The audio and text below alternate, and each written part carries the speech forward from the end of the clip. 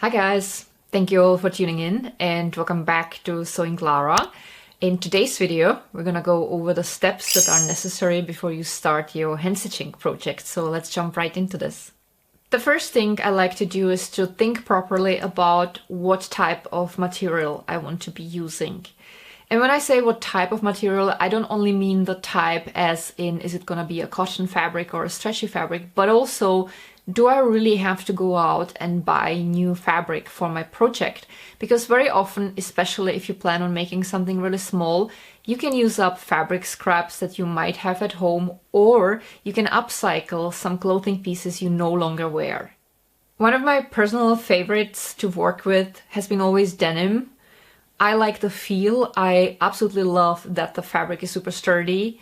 And it's just so nice to work with, and you can create so many cool pieces of denim. I mean, for example, this choker that's been made of old jeans.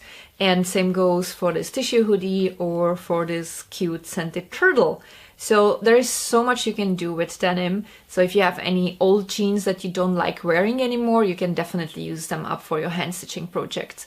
And same goes for button-down shirts or for stretchy jersey shirts. Now, of course, if you don't have any old pieces of clothing that you could use for your projects, or if you don't have any useful fabric scraps, or if you simply want to use a certain type of fabric that you don't have, then you will have to go out into a store or order your fabric online. And the way it works is they sell fabrics that have a certain width. So that's usually around 60 inches, that would be something about 150 centimeters, and you buy a certain length for your project. So the fabric is always the same width, and then you can vary how much you buy of the fabric. And at least here in Vienna, the minimum amount is 20 centimeters, which is something about 8 inches. And that's very often enough for small projects. So if you would want to make something like this gift bag, you would need probably only about 10 inches of the fabric because it's pretty small. So I grab here my measuring tape. So the finished product is 5.5 inches long. There was an edge that I folded inwards that was about 2 inches long. And then I also had to account for a seam allowance, and we are at 8 inches.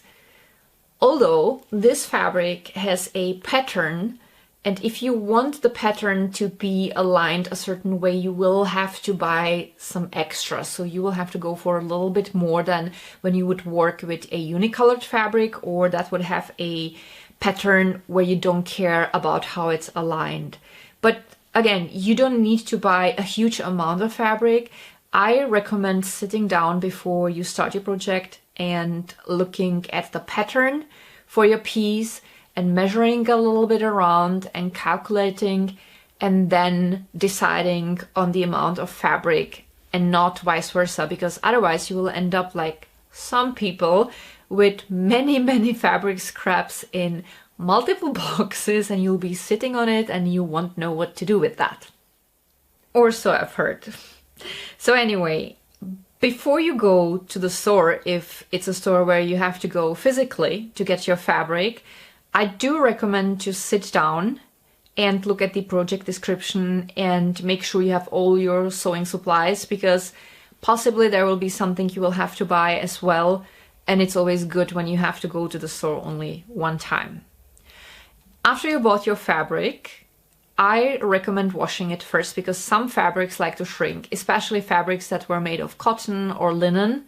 And if it's a fabric that can be tumble dried, I recommend tumble drying it also before you start working on your project, because what you don't want is that you grab a new piece of fabric, you finish your project, and then you decide to wash it and it will shrink and all the work was for nothing. While you're in the store and after you selected your fabric, you also need to select your yarn. So let's have a look at how I personally like matching my yarns.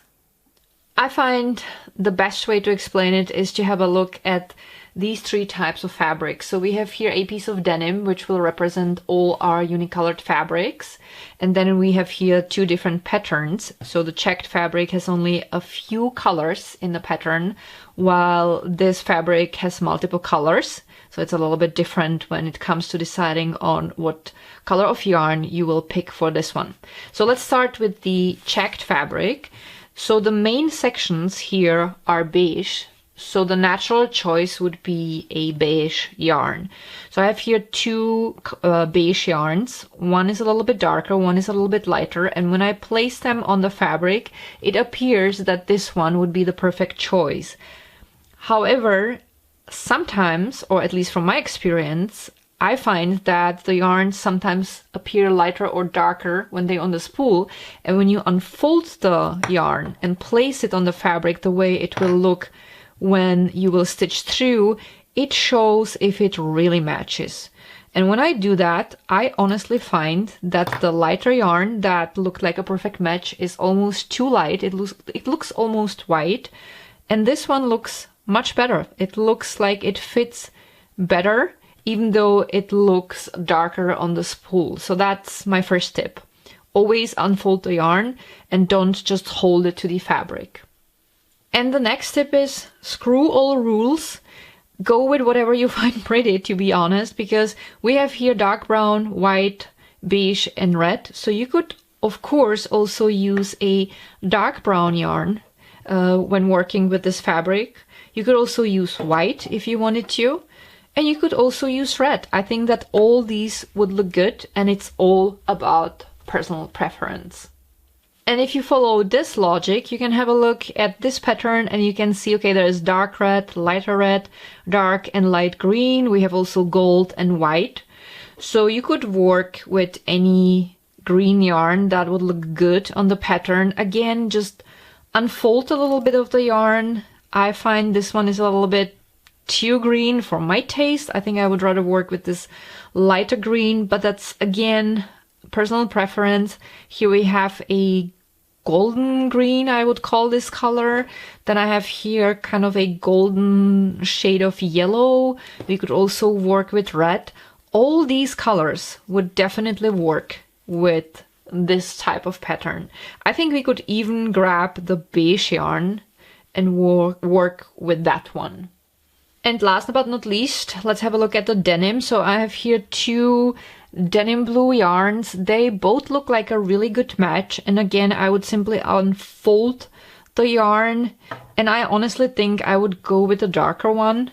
But you could, of course, use the light one as well. And since it's denim, you could always go for a contrast color, just like they do when they make jeans. So you could use a rusty brown, beige, or a yellow yarn. What you do have to keep in mind is that the bigger the contrast between the dominant shade of the fabric and the yarn, the more precise you have to work. So if you're making buttonholes, I would honestly go with something that's quite subtle. But when you're making a running stitch, I think it's not a problem if you use a contrast yarn, or if you're making a chain stitch. With backstitch, that can be tricky. It depends on how precise you are. But in general, I think if you want to have your stitches rather subtle, pick something that goes with the dominant color. So for the denim, I would pick one of these. For the beige fabric, one of the two beige yarns. And here, probably one of the green yarns, because it kind of goes through every section. But again, if you don't mind, and if you are working very precise, and if you want to have a nice contrast, definitely go ahead what looks good to you. And if you end up with such small leftovers, don't throw these away, because you will be able to use these for some projects on the wrong side. If it's a piece where you don't care about the appearance of the wrong side. Of course, if you're working on a gift, you will want both sides to be perfect. But if it's something where you know you're gonna stitch it together and the wrong side will never be seen again after you are done, then why not use these up? Because that's gonna save you long-term quite a lot of money. And after you picked your yarn, there might be a few items that you will need in addition to that. And then you can go home and start. So let's sum this up, shall we? So first, have a look at the project description and at the pattern. Very often it tells you how much of the fabric of a certain width you will need.